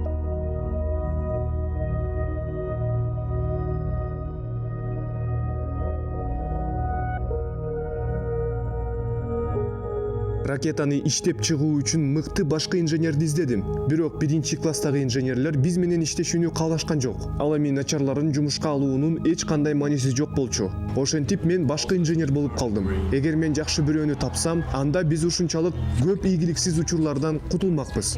Жаш кезимде мен чоңойгондо эмне кылаарымды билчү эмесмин. Мага дайыма басым кылышчу. Акыры ойлоп табуучу болгум келет деп чечтим. Өнүккөн технология сыйкырчылыктан айырмаланбайт деген Артур Кларктын айткандарын окуп чыккам. Чындыгында ошондой.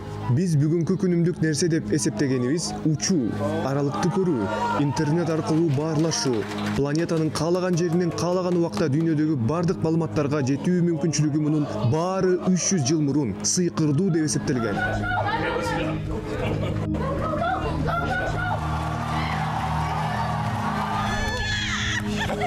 You see them both light up? Inside boosters.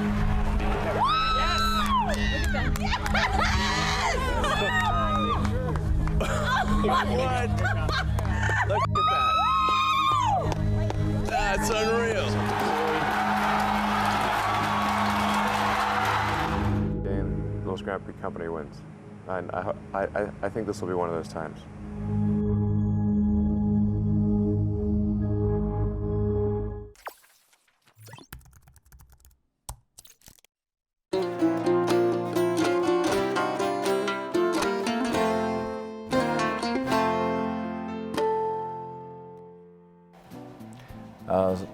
Маегибизди улантабыз. Бүгүнкү темабыз заманбап ишкерлер. Азыр болсо эң маанилүү болгон убакыт, анан эң маанилүү болгон биз бардыгы онлайнга өткөндүгү үчүн биздин студиябызда ошондой убакытты үнөмдөй турган, анан онлайн билим, онлайн аң сезимди өнүктүрө турган улут мобилдик тиркемесинин негиздөөчүсү Өмүрбек Андарбеков жана ошондой эле Намба маркеттин менеджери Чыңгызхан Гадитегин мырзалар бизде мейманда. Дагы бир рет кош келипсиздер демекчибиз. улут мобилдик тиркемесиндеги материалдар күн санап көбөйүп атыптыр. Анын деле чогултуш аябай чоң эмгек. Автордук укуктар боюнча кандай болуп атат? Өзү биз кыргыз патент менен жакын күндөрү келишим түзөбүз. Жана ар бир мындай автордук укуктардын баардыгын укугу сактала турган бүттүк ичиндеги материалдар менен келишим биз сөзсүз алкагына алабыз. Себеби дегенде бүгүнкү күнү эгерде биз берген маалыматтардан биз пайда көрүп акча көрсөк, анда ойлойм бир автордук ортодогу укук боюнча бир келишпестик жаралмак да. Бирок биз ошо авторлордун уруксаты менен жана интернетте болгон маалыматтарды колдонуу менен биз бүгүнкү күнү бир дагы автордун укугун мындай тийбестен кайрадан бүгүнкү күнү алардын элге жеткизе албай аткан мүмкүнчүлүгүнө биз шарт түзүп берип атабыз. Мисалы жакында эле мен бир китептин автору менен жолуктум. Анын болгон тиражы 5.000 китеп чыккан экен. Бүгүнкү күнү китепканалардан издесе таппайт экен. Ал авторду чакырып, биздин офистен сүйлөшүп, байке ушунун мага электронный версиясын бериңиз. Биз улутка жүктөйлү дагы ушул маалыматты бүттүк кыргызстандыктарга жеткиликтүү кылалы.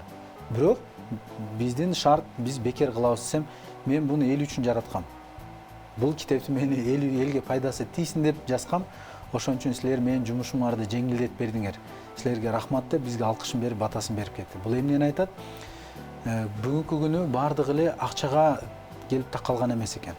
Көп ишкерлер, көп авторлор, көп композиторлор, көп деген мындай коомдук ишмерлер элге кандай пайдам тиет, элге кандай кызмат кылам деген өзүнө суроо берип, ошол суроосуна бүгүн жооп катары улут тиркемеси бүттүк шарттары менен дал келип атып, дал келгенде биз аябай сүйүнүп атабыз. Мисалы алсак, сиз деле студент болгонсуз, мен деле студент болгом, бирок кайсы окуу жайга тапшырам, кайка барам дегенде мен мисалы Таластан Бишкекке келип, университеттерди кыдырып, кандай факультеттер бар экен, баасы канча экен, контракт канча экен, кантип бөлүп төлөсө болот экен деген маалыматтарды алат элем да. Бүгүнкү күнү мен Баткенден боломбу, Таластан боломбу, Көлдө отурамбы, мен университеттер жөнүндө бүт маалыматты улут тиркемесинен алгам. Оңой эле, ичинде бүт сүрөтү да бар, аудиториялардын сүрөттөрү бар, мугалимдердин тизмеги бар, факультеттердин аты жөнү жана алардын кандай сабактар менен сабак өтөрү, жылдык контракт канча болот экен деген бүт маалыматты биз жайгаштырып атабыз. Өзүңүз билгендей, мисалы ОРТ деген биздин окуучулар үчүн аябай жакшы окууга өтүүгө мүмкүнчүлүк жетери деп коет. Ошол жалпы тестирлөөдө бүгүнкү күнү Бишкекте дайындык көрө турган болсо, эң арзан курс 1000 сом. Эң арзан курс. Жумасына 3 жолу барасың. Мейли Бишкекте андай курс бар экен 1000 сомго. Бирок биздин региондордо андай курс жок. Региондогу биздин балдарга ким андай шарт түзүп берет? Аларга мындай шанс деп коет да, мүмкүнчүлүк. Ким берет? Алар дагы жакшы окуу жайларга өтүп, жакшы балдарды топтоп, келечекке жакшы бир мүмкүнчүлүктөрдү алганга. Албетте улут. Анткени бүгүнкү күнү улуттун ичинде ОРТге дайындануу боюнча биз бекер курсту жайгаштырдык. Ал жактан ар бир биздин колдонуучу бекер алып, кыргыз тили болобу, химия болобу, биология болобу, ошодон кыргыз тилинде үйрөнсө болот. Ошондой эле мисалы ырлар жыйнагы боюнча сиз мүмкүн бир радиону жакшы көрөсүз, сиздин үйүңүздөгү бир тууганыңыз башка радиону жакшы көрөт. Анан ар бир радиону издеп, ар бир ырчыны издеп, ар бир ырды издөө ал дагы убакыт талап кылат жана кандайдыр бир каражаттар кетет. Улут тиркемесинде 12 миңден ашык ырдын жыйнагы бар. Жылдын аягына чейин Кыргызстанда болгон бүт ыр жыйнактарын, опера болсун, фольклор болсун, эстрада болсун, баардыгын жайгаштырабыз деген пландарды коюп атабыз. Себеби бүгүнкү күнү эле 72 миң колдонуучубуз бар. Жүктөп алды. Биз жумушту жаңы баштадык. Бирок 2-3 айдын ичинде ушундай жакшы жетиштик да. Эми жылдын аягына чейин миллион адам колдонот, миллион адам ушул маалыматтарды бекер жана пайдалуу маалыматтарды колдонот деп биз үмүт кылабыз. Себеби дегенде ошол эле маданият деген мисал бөлүгүнүн ичинде кыргыздын маданияты жөнүндө, кыргыздын салттары жөнүндө, кыргыздын үрп-адаты жөнүндө, кыргыздын деги эле кыргыз экендигин тааныткан маалыматтар жөнүндө көп маалыматты жайгаштырабыз. Бүгүнкү күнү эле көптөгөн маалыматтар бар. Кудайым кааласа, жакын күндөрү сиз кайсы уруудан экениңизди билип, сиз экөөбүздүн атабыз канчанчы атадан барып кошулуп бир тууган экенибиз жөнүндө санжыранда жайгаштырабыз. Бул түштүк түндүк же урууга бөлүнүү максатында эмес. Бул деген үчөөбүз отурсак, үчөөбүздүн кайсыл атадан барыбыз бир тууган экенбиз деген мындай адамдарды бириктирүү багытындагы санжыраны чыгарган атабыз. Бул дагы болсо кыргыздын ынтымагына, кыргыздын келечегине биздин кичинекей кылып аткан салымыбыз. Биз эчтекени ойлоп тапкан жокпуз. Биз бир гана болгон маалыматты элдин баарына жеткирүү максатын көздөдүк. Себеби дегенде биз кийинки жаңы муунду, эмне менен тарбиялап, эмне менен баксак, алардан келечекте ошондой үзүрдү көрөбүз. Ошонун жемишин жейбиз.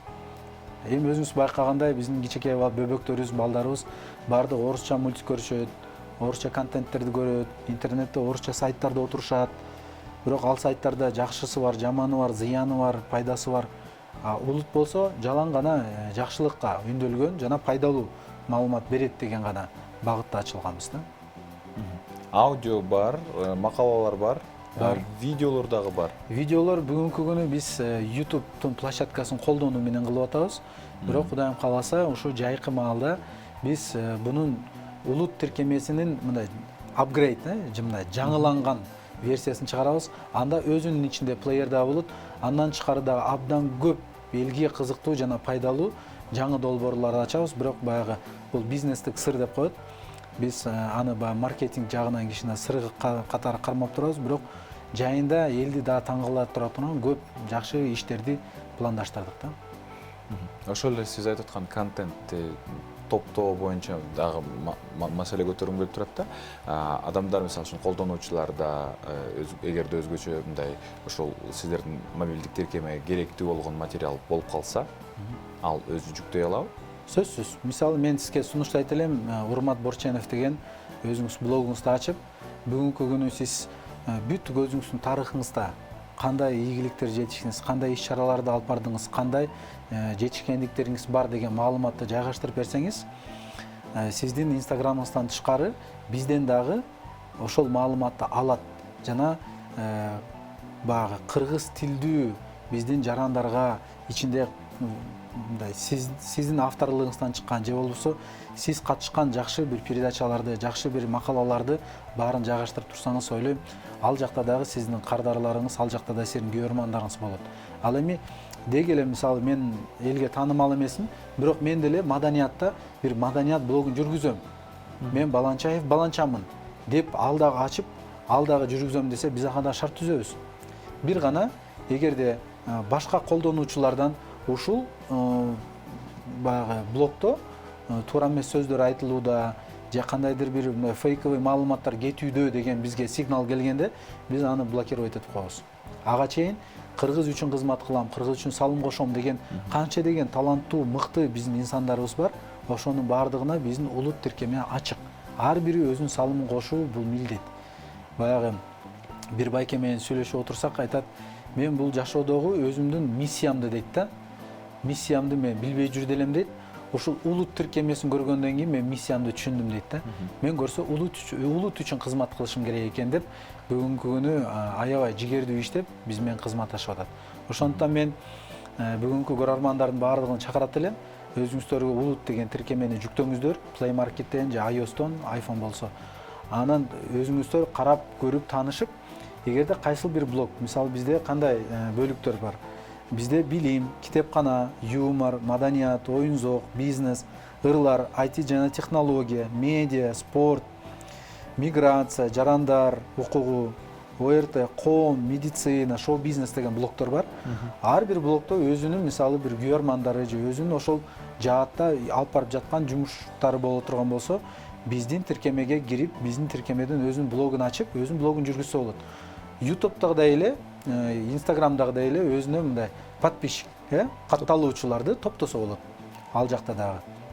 Бирок ойлойм, бүгүнкү күнү мындай тиркеме, мындай мүмкүнчүлүк кыргызстандык жарандар үчүн түзүлө элек.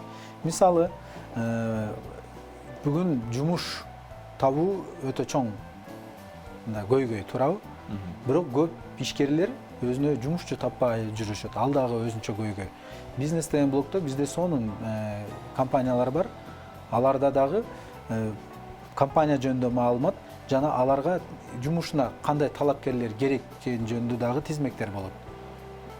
Бул дагы болсо мындай ишкерлерге бир шарт түзүү жана иш издегендерге дагы шарт түзүү багытында. Биз региондорду убагында кыдырып окуучуларга силер Бишкекке эле эмес, силер чет мамлекетте да окуганга мүмкүнчүлүгү бар деп айтсак, көп айылдагы региондогу балдар кыздар Бишкекке жетсек эле болду эле деген бир мындай максат менен жашаганда, биздин тиркеме аркылуу чет мамлекеттеги университетке бекер окууга тапшырганга бүт шарттарды мүмкүнчүлүктөр ала алат. Деги эле бул мындай айталы бир чоң ааламга ачып бере турган бир эшик да. Эшик, ачкыч. Ачкыч. Терезе десе кылса. Чоң рахмат. Абдан аябай жакшы тиркеме экен. Эми келечеги абдан чоң экени көрүнүп турат. Буюрса бардык биздин көрөрмандарыбызды, аудиторияны чакырабыз. Жана сиздерге ыраазычылык билдиребиз. Чоң рахматыбызды айтабыз. Бизде мейманда Улут мобилдик тиркемесинин негиздөөчүсү Өмүрбек Андырбеков жана ошондой эле Намба маркет менеджери Чыңгызхан Гадитегин мырзалар болуп өтүштү. Биз кыскача рекламалык түмөктөн кийин маегибизди улантабыз. Баса бүгүнкү берүүбүздүн баш өнөктөшү Имарат Прогресс курулуш компаниясы.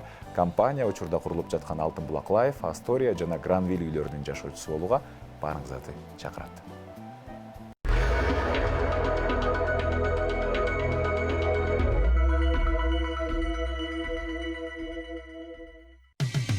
Кечтин кезекчиси Урмат Борченов.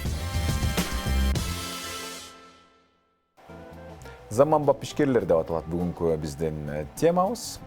Кезектеги мейманыбыз Эмерек Трансформер компаниясынын негиздөөчүсү Абай Сейитказиев. Кош келипсиз. Рахмат. Абай, сиздин бизнесиңиз азыр кандай жүрүшүп жатат? Чынын айтайынбы? Чын. Бизде бир гана чындык, бир гана ачык айкын кеп.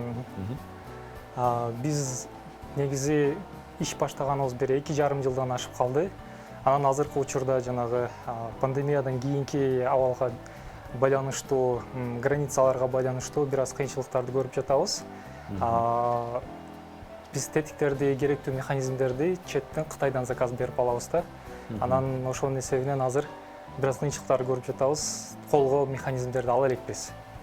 Ошо бир өткөн айда акыркы механизмдерди жасап, кардарларга эмеректерди жеткизип бергенбиз. Андан бери азыр бир аз жумуш токтоп турат. Көпчүлүк айтып атат, бардыгы кымбат болуп атат, сырьёлор да кымбат болуп калды, сиз айткан ошол эле механизмдер. Канчалык деңгээлде баалар өстү? Материалдар негизи эмерек жаатындагы материалдардын баасы 50%-тен көп өсүп кетти. 50%? Мурдагы мисалы бир материал 1,5 миң турса, азыр 2,5 миң турат. Ошондой болуп кетти да. Анан жанагы бир себептин кыйынчылыктар пандемияга эле эмес, могу өлкөбүздө болуп жаткан акыркы кездеги мындай ыңкылап, революциялар дагы өзүнүн таасирлерин берип атат да. Мисалы биздин Кытайдан товар кандай келет? Урумчиге келет, Урумчиге келгенде биз 3 түрдүү этапты өттү да. Күзүндө эле заказ бергенбиз, мисалы. Урумчиге келгенде карантин болуп, Урумчи жабылып калды. Андан кийин ал жактан чыкканда эме болду. Биздин Кытай-Кыргыз границасы жабылып калды. Кайсы бир себептерден улам. Менин укканым боюнча, ошо жана Кытай компаниялардын талаптанып, ошол мындай көбөйгөнүн эсебинен дагы ошол таасир берди деген ойлорду уктум да, бирок чын экенин билбейм. Пандемияга дагы. Ошонун эсебинен Казакстан аркылуу келип атат азыр бизгечи. Анан Хоргос аркылуу келип атат Казакстандан. Ал жактан дагы бир 2 ай туруп калды. Чек арасында Казакстан Кытайдыкын. Анан Казакстандын аркылуу өткөндөн кийин биздин жаңы бийлик менен анан Казакстандын бийлиги ортосундагы макулдашуулардын жоктугунан Казакстандын аймагында дагы көп убакыт туруп калды да. Анан азыр акырындан өтүп атат дейт, бирок дагы да эле биз колго ала элекпиз да. Ошондой көйгөйлөр болуп атат. Сиздердин көбүн эсе кардарлар кимдер? Биздин кардарлар кадимки эле биздин тургундар, Бишкектин тургундары, Кыргызстандын тургундары офистерге алып калышат кээде.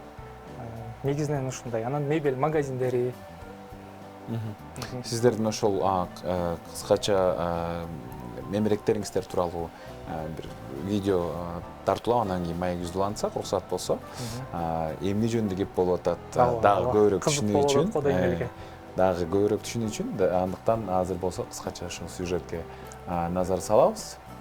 Мүмкүнчүлүк болсо биздин режиссерибиз бизге коюп берип койсоңуз.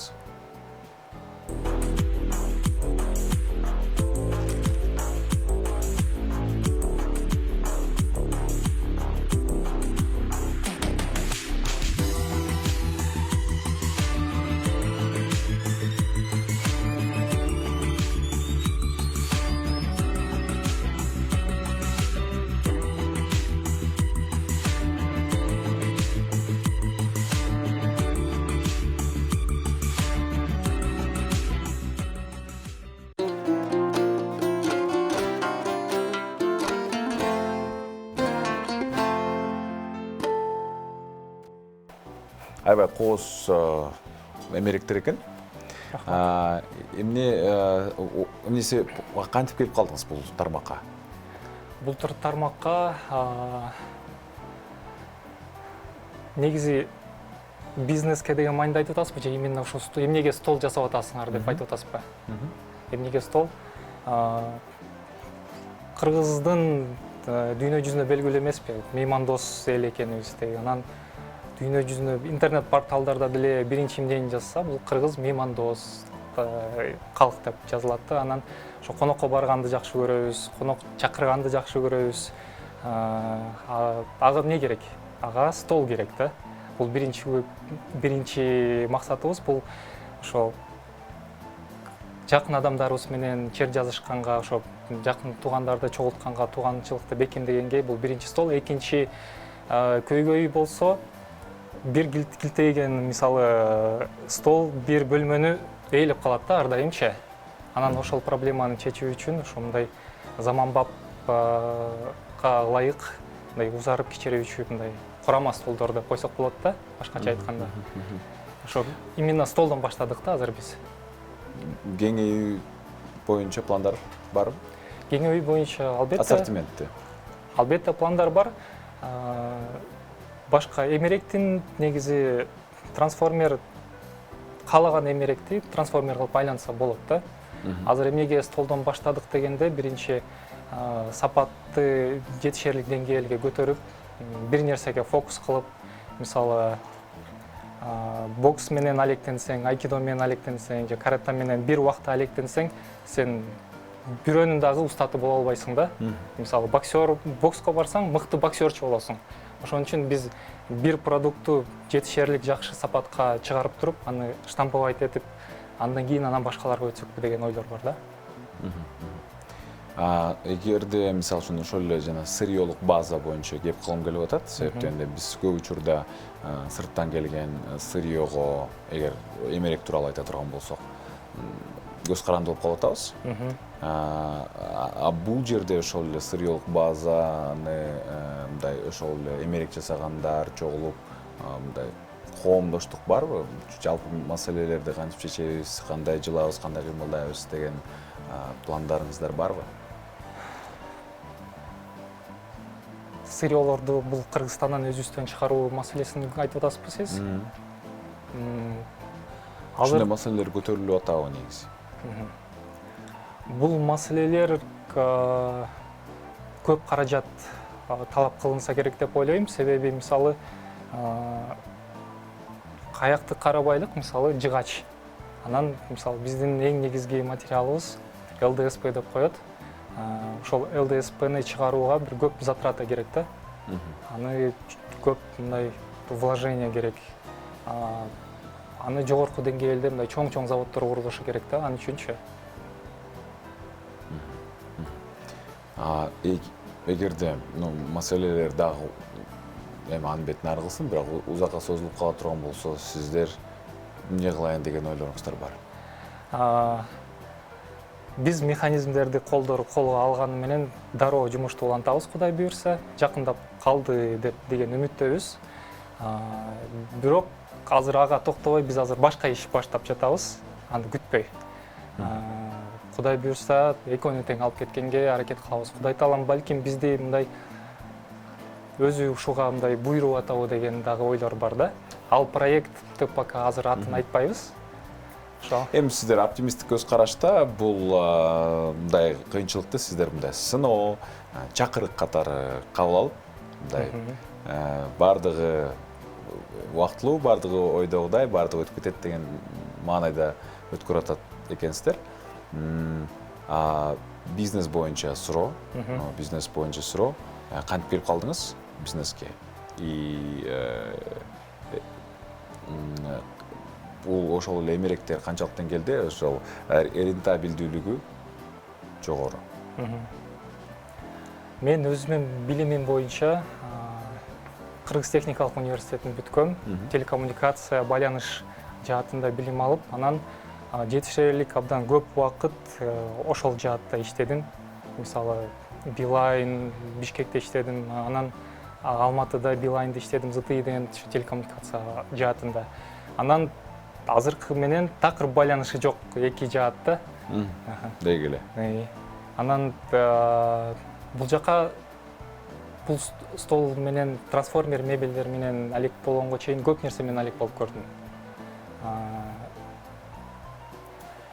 Ошо улам бири кетет, кетпейт, тест кыласың, анан ойлонуп атып, анан ушул жагы кетти да, именно эмерек мебелдер менен. Рентабелдүүлүк боюнча жакшы эле рентабелдүү. Мындай муктаждык бар. Азыр мисалы квартира алмайын, ар бир квартирада, ар бир үйдө эмерек керек, ар бир офиске эмерек керек. Анан азыркы заманга ылайык бардыгы минимализмге умтулуп бартат. Трансформер мебелдин муктаждыгы абдан чоң да азыр. Бул бизде мисалы орунду мисалы кеңейтүү деп коелду да. Ошол мындай максималдуу түрдө оптималдуу колдонуу, мүмкүнчүлүк болсо, ошол жерди, бөлмөнү кайсы материалдардан жасайсыздар? Ассортимент канчалык сиздерде? Бизде бийик столдор бар, стандарттуу түрдө стулга отура турган столдор бар, хай-тек стилинде бар, классикалык стилде бар, даяр материалдарын ЛДСП-лерден жасайбыз, анан черновой материалдарды дагы краситетип классикалык стилде дагы жасайбыз да. Анан жерге отура турган дагы мындай жапыс биздин салттуу столдорубуз дагы бар да. Биздин столдор болсо мисалы 50 сантиметр болот жиналганында, анан узарганы 5 метрге чейин узарып кетет да. Ошондой бар. Пайдалуу жактарын айтып кетейинчи, ушунун, уруксат берсеңиз. Болот. Ошо жанагыдай эле айтканда, жакын адамдарың менен чер жазганга ошо стол керек. Аларды конокторду кийин узаткандан кийин жыйнап туруп бир бурчка коюп коесуң, элементардуу түрдө балдарың кенен ойнойт да.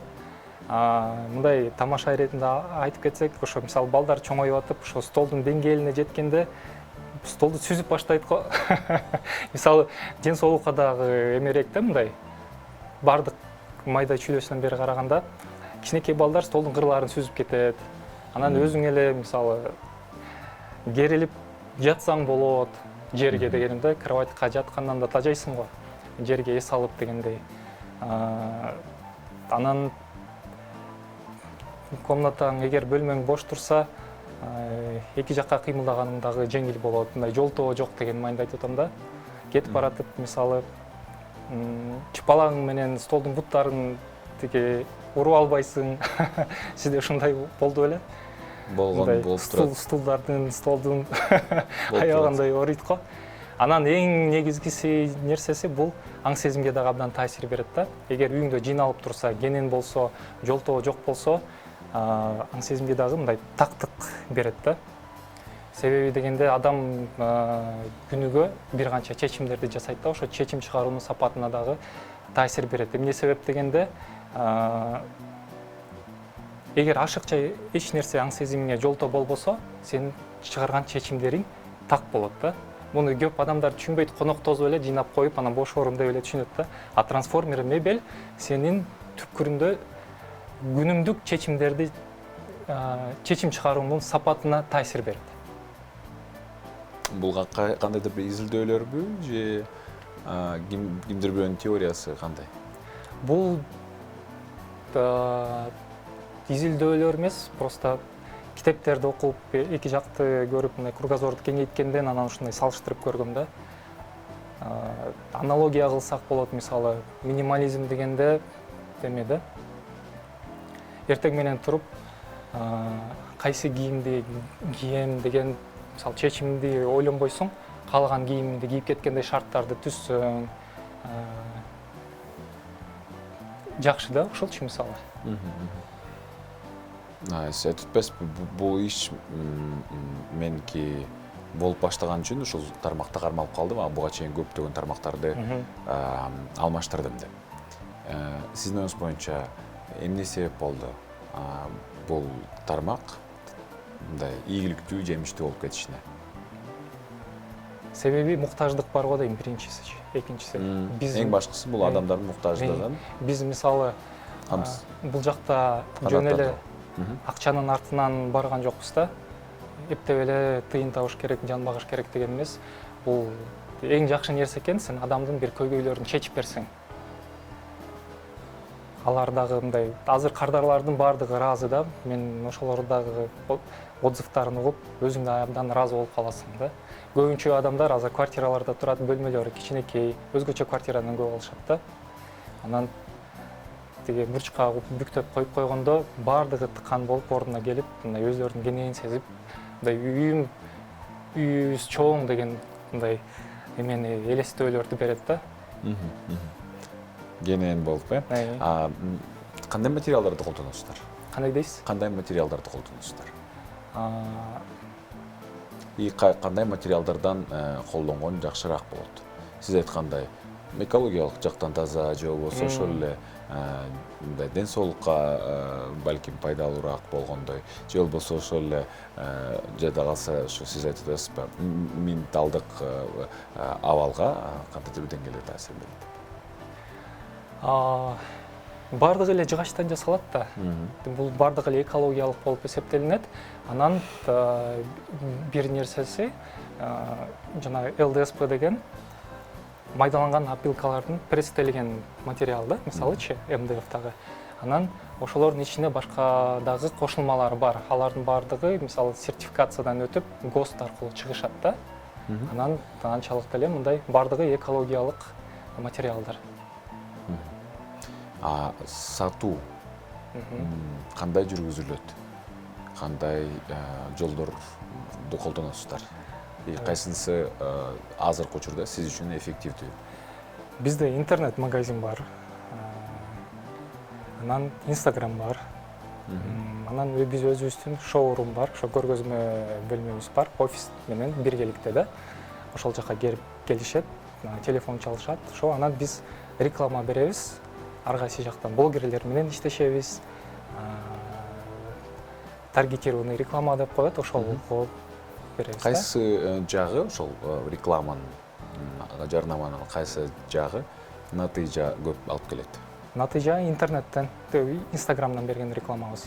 Дээрлик көбүнчөсү биздин кардарларыбыз Инстаграмдан да. Эгерде мисалы үчүн биз буюрса ассортиментибизди кеңейтебиз деп атпайсыздарбы? Дагы эмнелерди жасайын деген пландарыңыздар бар? Стул трансформер. Мисалы, азыр үйлөргө барсак, бир дубалдын четин шыгырата стулдарды тизип коюшат да. Ошолорду бүктөп бир бурчка коюп койгондой стулдар жасаса болот. Кухонный столдор, мисалы, обеденный эле эмес, кухнянын столдорун трансформер кылса болот. Кровать жата турган кечинде, аны бүктөп коюп, тиги шкаф болуп, анан кайра жата турган. Көп, айтор көп да. Азыр велосипед ойлонуу, ойлоп табуунун кереги деле жок. Негизи бардыгы эле бар. Европа өлкөлөрүндө негизи ошолор биринчи минимализмге умтулуп жатышат да, бардыгы кичинекей бөлмөлөрдө жашашат. Сиздердин ата-андаштар көппү? Ата-андаштар саналуу, көп эмес, саналуу. Эмне айырмачылыктарды байкай алдыңыз? Сиздер карайсыздарбы ата-андаштарга? негизи мен мага чейин жаңы баштаганда мен ойлогом Кыргызстанда андай компания жок деп ойлогом да. Анан иштеп баштагандан кийин байкадым, дагы бир 2 компания бар экен. Бул өтө жакшы суроо болду. Аларга да мен абдан дайыма ийгилик каалайм да. Анан алар үчүн дагы сүйүнөм, себеби мен бул жака киргенге чейин бул ишке алардын столдорун карап көрсөм, башында жөнөкөй эле столдор болчу да, сапаты деле мындай анча эмес болчу, мага жаккан эмес. Мен ошол столдорду албайт болчумун да. Анан киргенден кийин атаандаштык башталды, биз өзүбүздүн продукту жакшыртып баштадык, алар жакшыртып баштады, тейлөө, сервисти жакшыртып баштадык. Анан азыр үчөөбүздүн тең адамдарга бере турган продуктубуз жогорку сапатта да. Ошол жактан. Анан алар айтышат, тигил жакында экен, бул жакында экен деп кардарлар. Анан жамандабайм аларды, мисалы. Бизде жок болуп калса аларга баргыла деп, аларга тескерисинче жолдомо берип коем. Бул жакта барып көргүлө, салыштырып көрүңүз депчи. Атаандаштык бара-бара мындай кесиптеш болуп калган турбайсыздарбы, буюрса? Биз бири-бирибизди тааныбайбыз. Бирок мен мындай бут тоспойм деген майында айтып атам да, ар кимдин өзүнүн рызкысы бар да. Туура. Чоң рахмат, ыраазычылык билдиребиз. Эмерек Трансформер компаниясынын негиздөөчүсү Абай Сейитказиев болду бизде мейманда. Биз болсо бүгүнкү маек үчүн дагы бир ирет ыраазычылык, Абай. Сизге да рахмат. Кыскача жарнамалык түрмөк, кайрадан назарыңыздарда.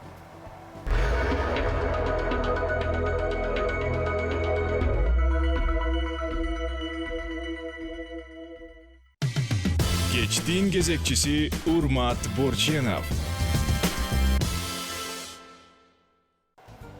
Мага жаккан сөздөрдүн бири жакшыны айтып, жаялы, жаманды айтпай жоел демекчи.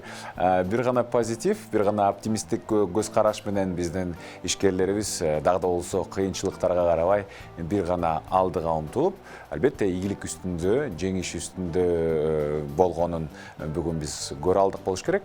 Ошончо дагы албетте бардыгыңыздарга дал ушундай оптимизм жана позитивдүү маанай каалап бүгүнкү эфирибизди жыйынтыктайбыз.